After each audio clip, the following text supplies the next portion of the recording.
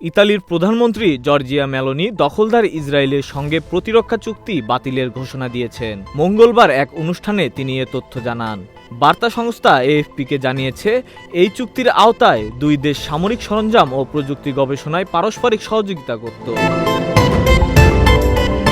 ইতালির বার্তা সংস্থা আনসা-এর বরাতে জানা যায়, প্রধানমন্ত্রী মেলোনি বলেছেন, বর্তমান পরিস্থিতি বিবেচনায় সরকার ইসরায়েলের সঙ্গে প্রতিরক্ষা চুক্তির স্বয়ংক্রিয় নবায়ন বাতিল করেছে। বিশ্লেষকদের মতে, ফিলিস্তিনের গাজা উপত্যকাতে চলমান সহিংসতা এবং ইরানে হামলার ঘটনাকে কেন্দ্র করে ইউরোপীয় দেশগুলোর সঙ্গে ইসরায়েলের দূরত্ব বাড়ছে।